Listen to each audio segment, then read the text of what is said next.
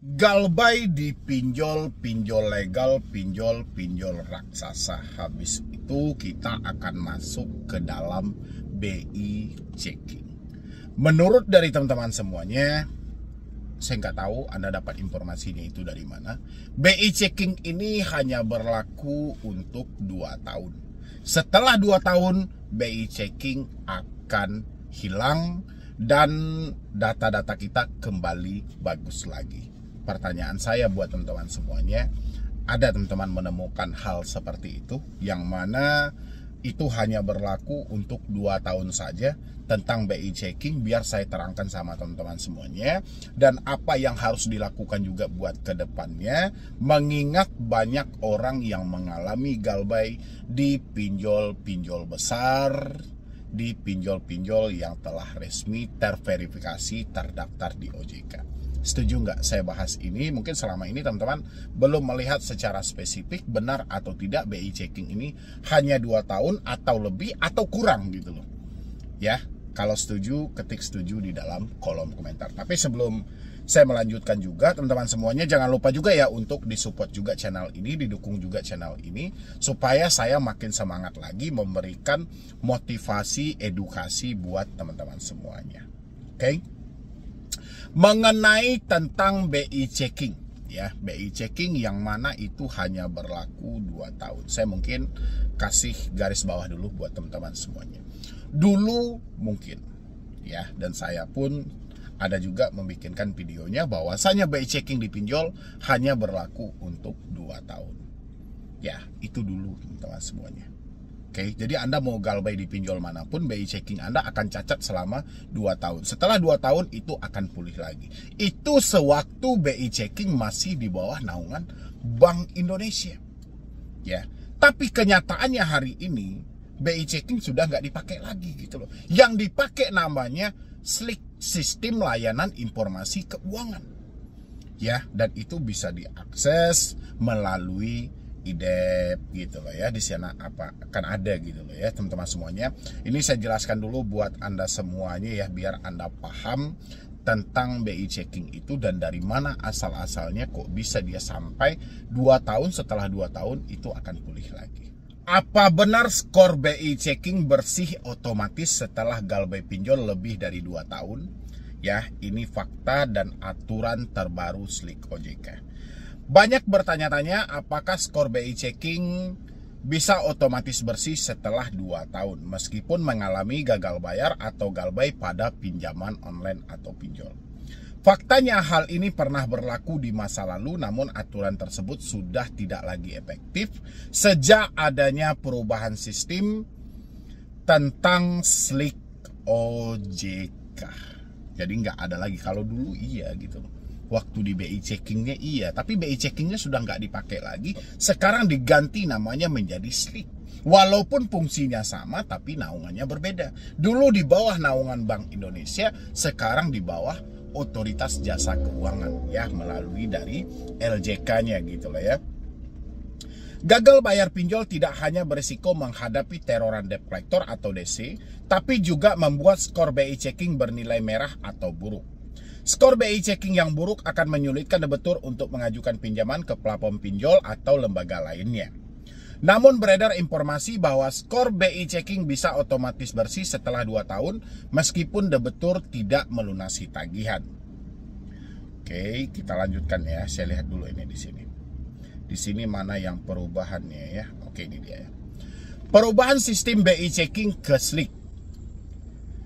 Sejak 31 Desember 2020 resmi dialihkan ke SLIK yang mulai berlaku efektif per 1 Januari 2018. Dengan perubahan ini, aturan pemutihan skor kredit secara otomatis setelah 2 tahun tidak berlaku lagi. Jelas ya teman-teman semuanya. Jadi setelah dipindahkan, BI checking ini berubah menjadi SLIK, itu sudah tidak berlaku lagi. Oke? Artinya debitur yang gagal bayar atau tidak melunasi tagihan pinjaman akan tetap mendapatkan skor SLIK OJK yang buruk.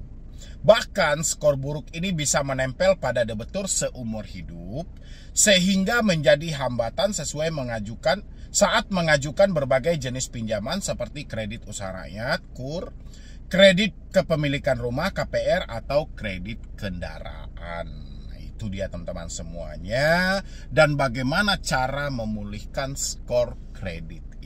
Tapi kita selesaikan dulu yang tadi, bahwasanya kalau teman-teman masih menemukan hal-hal yang misalnya BI checking akan hilang dengan sendirinya setelah 2 tahun, galbay pinjol setelah 2 tahun nanti BI checking akan bersih lagi dan segala macam, itu tidak usah percaya.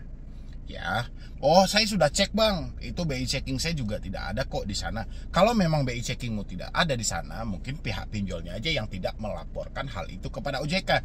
Tapi tenang saja, sejak 31 Juli 2025 ini, sesuai dengan POJK nomor 11 tahun 2024, itu semua atau seluruh 96 pindar resmi wajib menjadi pelapor SLIK. Ya, dan itu akan diupdate setiap bulannya, setiap kali ada nasabah yang telat bayar, tidak mampu bayar, atau tidak sanggup bayar. Semuanya akan tercatat dalam sistem layanan informasi keuangan tadi. Ini tujuannya supaya ke depannya pihak-pihak bank, pihak pinjol, pihak leasing, sebelum mencairkan dana kepada si nasabah ini, harus diperhatikan dengan jelas SLIK ini. Ya, jangan sampai kecolongan, atau malah ngelos asal dikirimkan aja. Tapi sampai detik ini saya masih menerima laporan dari teman-teman saya juga, bahwasannya pinjol masih mencairkan loh. Walaupun kita sudah telat 3 aplikasi, walaupun sudah telat 4 aplikasi, berarti SLIK belum berjalan. Walaupun sudah ada aturan OJK, POJK nomor 11 tahun 2024. Oke. Sekarang bagaimana caranya kita untuk memulihkan BI checking kita? Bagaimana caranya supaya BI checking ini bagus kembali? Kita galbay ini sudah 5 tahun, sudah 6 tahun, bahkan sampai 10 tahun. Tapi sekarang rasanya pengen juga sih ngambil KPR. Tapi sebelumnya Anda mengambil KPR, itu memang sudah dipersiapkan kemampuan-kemampuan Anda, memprepare ulang. Jangan sampai hal-hal yang dulu-dulu terjadi lagi nih. Gagal bayar, setengah jalan, nggak mampu bayar, akhirnya merugikan diri Anda gitu. Anda sudah membayar bunga yang sangat tinggi, tapi sesuatu yang ingin Anda ambil tadi tidak tercapai. Makanya dipikirkan dulu. Oke teman-teman semuanya, dan bagaimana cara memulihkan skor kredit ini. Oke, di sini ya, meskipun skor SLIK tidak bisa otomatis bersih setelah 2 tahun, debitur masih memiliki kesempatan untuk memperbaikinya. Langkah pertama yang harus dilakukan adalah melunasi seluruh tagihan pinjol atau pinjaman lain yang masih menunggak. Udah, sesuai kan yang saya sampaikan. Bang, bagaimana cara memperbaiki BI checking? Ya lunasilah utangmu. Nggak sanggup bang, negosiasi. Ya, kayak gitu caranya, nggak ada pilihan lain gitu loh. Nggak ada jasa yang menghapus BI checking, nggak ada pemutihan BI checking. Kan sekarang banyak beredar tuh pemutihan BI checking, pemutihan SLIK dan segala macam dari OJK lah, inilah itu, informasi hoax semuanya, nggak ada yang benar gitu loh. Yang ada itu kalau Anda masuk ke sana, Anda malah terjerumus nantinya. Ya, habis itu di sini, setelah SLIK bersih, debitur dapat kembali mengajukan pinjaman tanpa khawatir ditolak karena skor kredit yang buruk. Skor kredit pada SLIK dibagi menjadi 5 kode, mirip dengan sistem BI checking, berikut tingkatnya. Kualitas 1, lancar.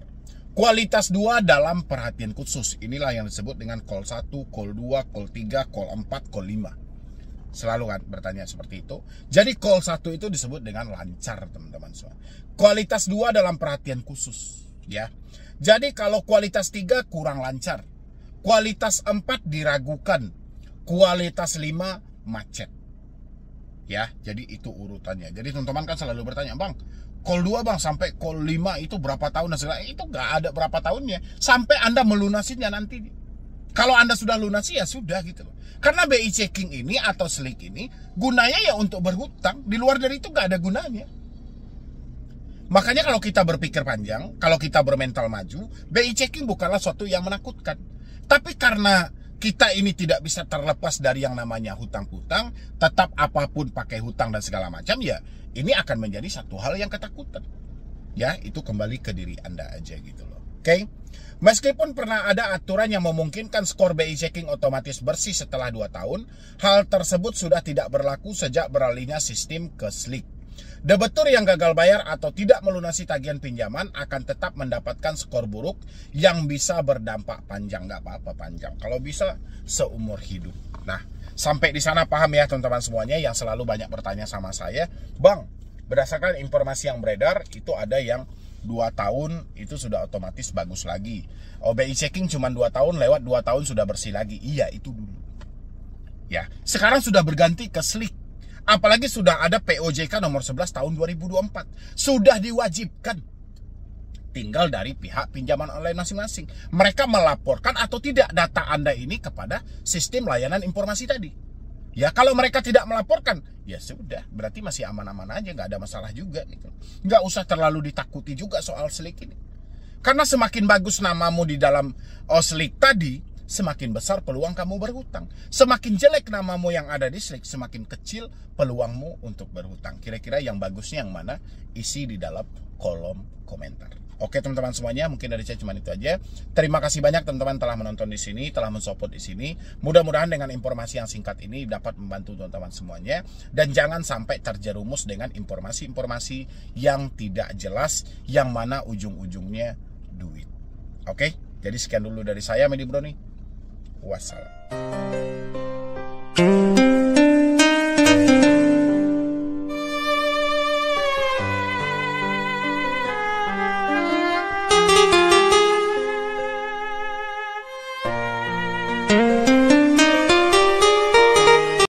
Pinjol yang mendatangkan DC ke rumah, ya, apakah itu Aku Laku, apakah itu Kredivo, apakah itu Kredit Pintar, atau pinjol-pinjol yang nggak begitu familiar seperti Samir, seperti pinjam duit mungkin, atau rupiah cepat dan lain sebagainya. Ini banyak teman-teman semuanya. Setuju, saya membahas video ini buat teman-teman semuanya untuk menjawab semua ketakutan dan keraguan yang ada pada diri Anda per hari ini mengenai pinjol mana yang ada DC lapangan. Sebenarnya pertanyaannya bukan seperti itu sih. Pertanyaan yang paling sering muncul seperti ini. Galbay di pinjol A atau galbay di pinjol B aman atau tidak? Nah, itu biasanya mewakilkan yang ditanyakan di balik kata aman itu ada DC atau tidak, atau menurunkan DC lapangan atau tidak gitu loh ya. Apakah dia ada DC lapangan atau tidak? Banyak sebenarnya kata aman itu benar atau tidak teman-teman semuanya. Kalau benar isi di dalam kolom komentar. Untuk pinjol yang mendatangkan DC ke rumah gitu loh ya, ya tergantung rumah Anda juga. Rumah Anda di mana, di Indonesia ini atau di luar negeri gitu loh ya. Oke. Sebenarnya problem itu tidak begitu penting teman-teman semuanya. Ya. Terlepas dia mau ada DC lapangan atau tidak ada DC lapangan, itu tidak terlalu berpengaruh kalau menurut saya pribadi ya. Nggak tahu menurut teman-teman, karena biasa yang saya tangkap, saya sudah 7 tahun lebih mengedukasi di sini. Biasa yang saya tangkap, kenapa orang-orang selalu berupaya menemukan pinjol yang aman untuk digalbay, pinjol yang tidak mendatangkan DC ke rumah. Biasanya hal-hal seperti itu dipicu karena ketidakmampuan dia tadi. Dia tidak mampu untuk jujur, dia tidak mampu untuk terbuka. Mungkin berbagai macam hal yang teman-teman pikirkan. Mungkin kalau saya langsung terbuka aja sama orang tua saya sangat sulit untuk menerima. Kalau saya terbuka sama orang tua saya punya riwayat jantung. Kalau saya terbuka aja sama orang tua saya agak psikopat dan segala macam ya dalam hal itu. Intinya kesimpulannya tidak mampu jujur dan terbuka. Habis itu lagi ada juga kalau yang bertanya itu seorang istri sudah tidak mampu lagi jujur sama suaminya, karena mungkin ya ada juga beberapa orang yang saya tanyakan kenapa tidak mau jujur dengan suami, kenapa tidak mau terbuka dengan suami. Dulu saya sudah pernah terjebak pinjol. Saya terjebak itu meminjam pinjol itu sebanyak 10 aplikasi. Tapi yang saya sampaikan sama suami hanya 6 aplikasi. Dalam asumsi saya 4 aplikasi ini saya masih mampu untuk melunasinya. Tapi alhasil 4 aplikasi ini malah berkembang menjadi 8 bahkan sampai 12 aplikasi. Jadi ada suatu ketakutan tersendiri. Ya, berarti kan belum sepenuhnya kejujuran itu terjadi gitu loh. Padahal teman-teman semuanya, Anda boleh simak kata-kata saya ini. jujur itu memang berat teman-teman, memang berat banget. Ya, memang berat banget. Bahkan kita selalu dihantui dengan pemikiran yang terkadang faktanya tidak seburuk itu gitu. Tapi pemikiran ini sangat kejam. Bahkan pemikiran ini bisa berulang-ulang kali muncul, untuk menakut-nakuti diri kita. Tapi begitu Anda jujur, Anda akan tahu jawabannya, bahwa fakta tidak seburuk yang Anda bayangkan gitu. Ya. Jadi untuk mengatasi pertanyaan tentang Galbay ini aman atau tidak, apakah pinjol ini ada DC lapangan atau tidak, rasa saya dengan Anda jujur dan terbuka, itu dapat mematikan satu pertanyaan itu gitu loh. Tapi kalau Anda biarkan aja, Anda nggak mau jujur, Anda berupaya aja nih mencari jalan-jalannya, Anda berupaya aja nih mencari hal-hal yang seperti apa sih untuk kita, ibarat kita hujan nih, sediakan payung dulu deh sebelum hujan gitu loh. Jadi kita harus wanti-wanti dulu nih, nanti gimana dramanya. Tapi semakin sibuk kita dengan drama ini, semakin berat beban yang kita rasakan. Ya, padahal problemnya DC yang datang ke rumah itu tidak semenakutkan DC yang menagih melalui telepon. Yang paling parah ini melalui telepon, WhatsApp, email, ini yang paling parah loh. Tapi kalau soal pihak ketiga yang mau berkunjung ke rumah, dia tidak separah yang ada dalam telepon. Karena ini menyangkut keselamatan mereka. Mereka berhadapan langsung loh dengan masyarakat itu. Mereka berhadapan langsung loh dengan konsumen itu. Mana mungkin mereka melakukan tindakan-tindakan yang akan mencelakai diri mereka nanti. Ya, contoh yang biasa Anda, kalau kamu tidak melakukan pembayaran, saya akan bawa kamu ke kantor polisi. Kalau kamu tidak melakukan pembayaran, saya akan ambil barang-barangmu semuanya. Itu hanya berlaku ucapan melalui telepon, melalui WhatsApp, melalui email. Tidak berlaku ketika bertemu secara langsung.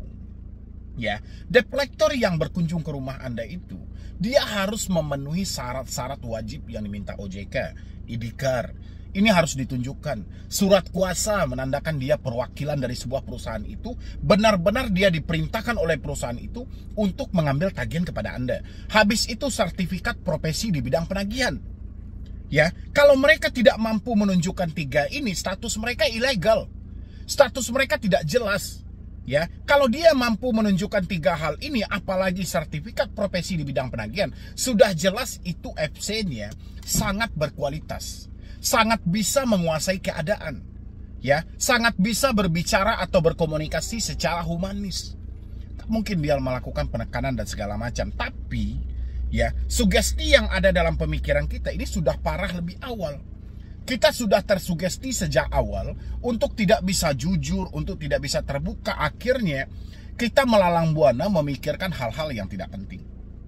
Ya, itu konsepnya teman-teman semuanya. Kalau untuk yang Anda cari pinjol mana yang mendatangkan DC-nya ke rumah, hampir semua pinjol akan mengarah ke sana. Ya, tapi pinjol ini tahu betul, dia tahu dan paham banget gitu loh. Dia paham kalau dia menjalin kerjasama dengan banyak pihak ketiga, takutnya nanti pihak ketiga ini kan bermacam-macam. Ya, ada yang tidak bisa mengkontrol diri dia di lapangan, terjadi bentrokan. Ya, terjadi hal-hal yang tidak diinginkan. Ketika terjadi hal-hal tidak diinginkan, yang salah penyelenggara.